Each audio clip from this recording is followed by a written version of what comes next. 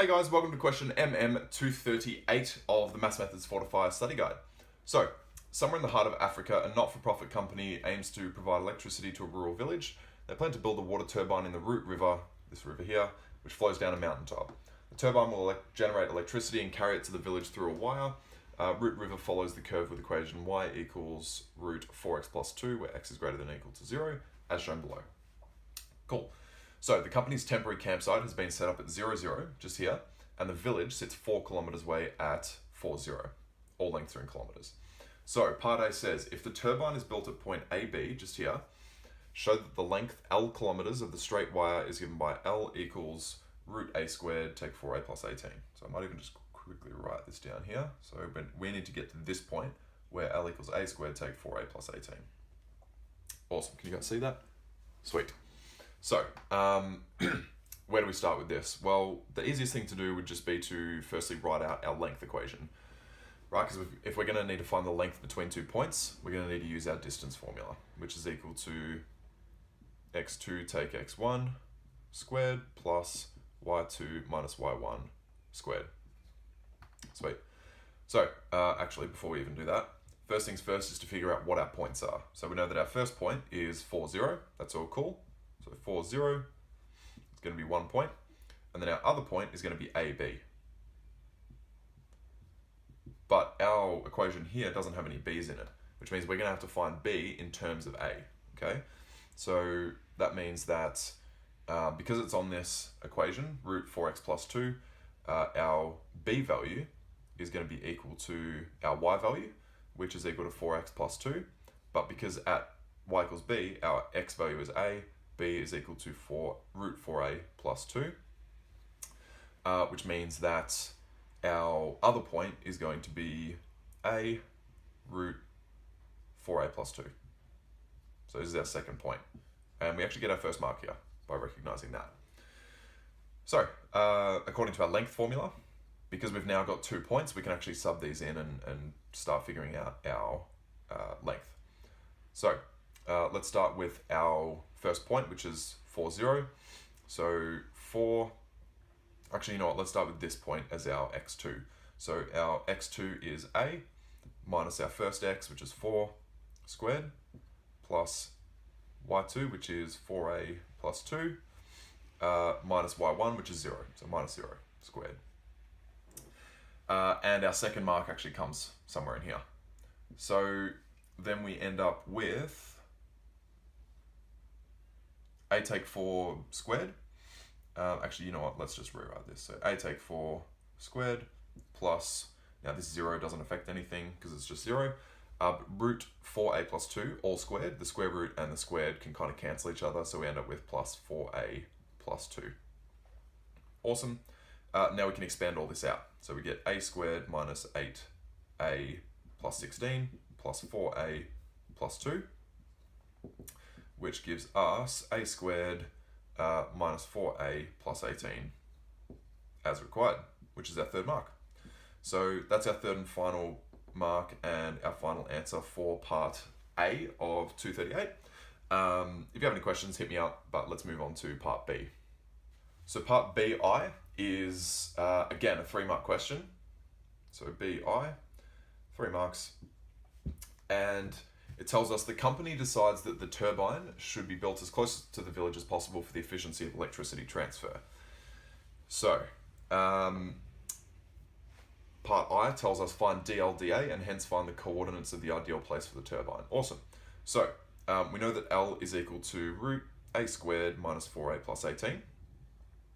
And we need to find DLDA, right? That's what the question asks us. So, what we're going to do first is recognize that we have a function, this quadratic function, inside this square root function, which means it's a composite function, so we're going to need to use our chain rule, right? As soon as we see something like this, we need to use our chain rule. So we're going to let L equal root u, where u is equal to a squared minus 4a plus 18. Awesome. Cool. And from here, we can say that DLDA is equal to DL du times du dA. That's our fundamental chain rule, okay? So from here, that means that dl du is equal to 1 over 2 root u times du dA, which is the derivative of this, which is 2a take 4. So merging these together, we get 2a take 4 over 2 root x, 2 root u, where u is this. So a squared take 4a plus 18. Now we have a common factor of 2 on all of our terms, so we can actually cancel that out, and we get a take 2 over root a squared take 4a plus 18. And this is dLdA. So this is our first mark, guys, by finding that derivative, and hence find the coordinates of the ideal place for the turbine. So part B told us that it has to be built as close to the village as possible, which means this wire here must be a minimum, right? So if this is a minimum, that means that our dLdA value is going to be equal to 0, because if it's a minimum, we're going to have a stationary point at that point, which means that 0 is equal to a take 2 over root a squared take 4a plus 18, which means that 0 is equal to a take 2, right? Because this can just cancel. If this is 0, then this is going to be 0 as well, which means that 0 equals a take 2, therefore a equals 2. This is our second mark. So we know that this point here has an x value of 2, but we're not just after the x value, we're also after the y value, because we're after the whole coordinates. So we know that the turbine happens at AB, which is equal to a root 4a plus 2, as we found before, and we know that a is equal to 2. So 4 times 2 plus 2, which gives us 2 comma root 10, and that's our coordinate. So this is the coordinate of the ideal place for the turbine. This is our third and final mark for part BI, and that's it for this part. So let's move on to part BII. Part BII asks us to find the length to the nearest meter of the wire from the turbine to the village. Awesome. So let's say BII is equal to 2 marks. So we're looking for our length, right? We know that our length is equal to root a squared take 4a plus 18, which means that we know that our a value is 2, yeah, because we've already found that this is the ideal place for the turbine, which means that our length is going to be just our values of 2 subbed in. So we're going to get a squared take, 2 squared take 4 times 2 plus 18, and that's going to give us root, root 14 kilometers.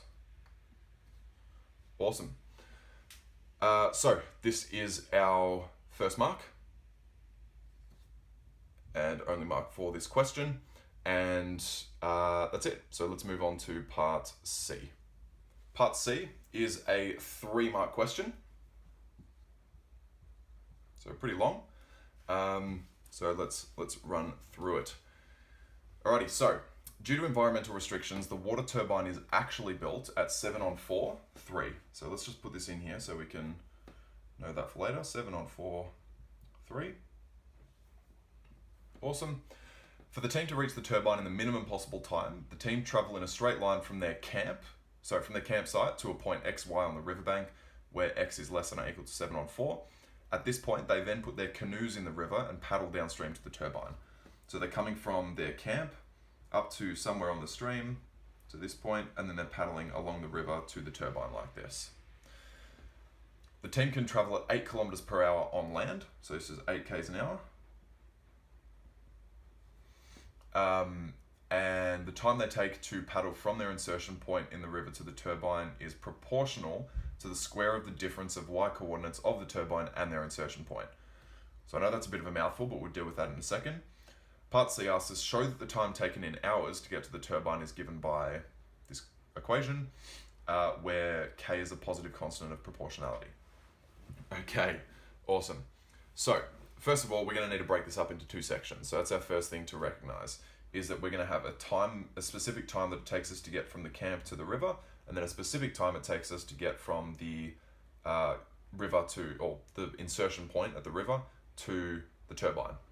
So our time is going to be equal to T1 plus T2, where T1 is this time and T2 is this time.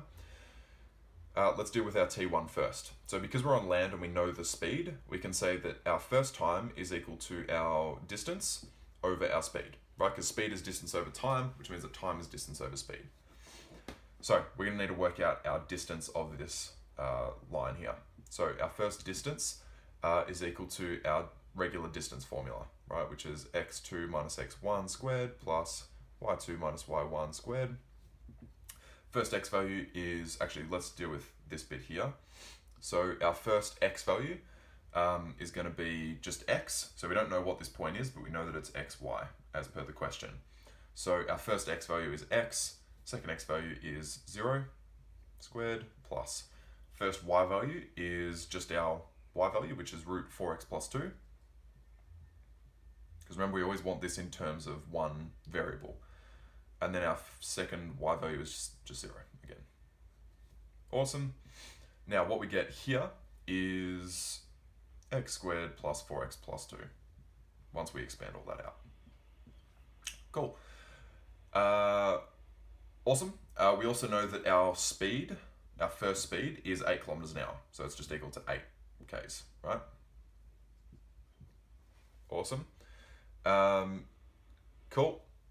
From here, we know that our time 1 is equal to our distance, which is this, x squared plus 4x plus 2 over 8, right? So our distance over our speed. So that's our first thing to recognize. And if you want to just maybe pause the video and just write that down, that's going to be important as well. Actually, I'll just leave it here for you. So that's our first time, right? But now we need our second time, which is our time up the river. So we know that the time in the river is proportional to the square of the difference of y coordinates of the turbine and their insertion point, all right? So proportional means we're going to have a constant value of proportionality, or positive constant of proportionality, which is our k value. And we're also going to have the difference of the y coordinates and then the square of that, right? So the difference of the y coordinates we find by just minusing them, and it's the square of that, right? So the square of the difference between the y values, okay? So we know that our k is just going to stay how it is. Our second y value, which is the y value of our insertion point, is root 4x plus 2. So that's the value of our insertion point, because we don't know what that is, but we know that it's a y value. And we know that our y value of our turbine is 3, right? Because it's told us that it's 7 on 4 to 3. So we take 3 squared. And then from there, we can simply just use this as our second time. And we know that our total time is equal to T1 plus T2. So we get x squared plus 4x plus 2.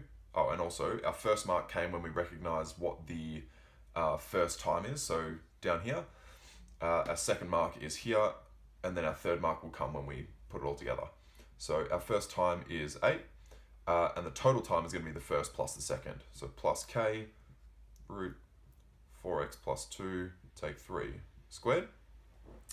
But this isn't quite what we want yet. Just looking at our t function that the question's given us, it's actually got a common factor of 1 on 8 out the front. So what we're going to get is 1 on 8 out the front, and then we're taking 1 on 8 from this, which means we're just going to have x squared plus 4x plus 2. And we're taking 1 on 8 from this, which means to compensate for that, we're going to have an 8k out here, right? Because if we expanded that out, we get 1 on 8 times 8k, which is just k, which is what we had in the first place. Outside of root 4x plus 2 minus 3 squared. And that's it. So this is our third mark. We've answered the question. We've shown that t is equal to this, which means we can just have that as our final answer. Awesome. Let's move on to part D. Part D is just a 1 mark question, so it should be pretty quick. And it tells us, I'm just going to leave this here because I'm going to need this.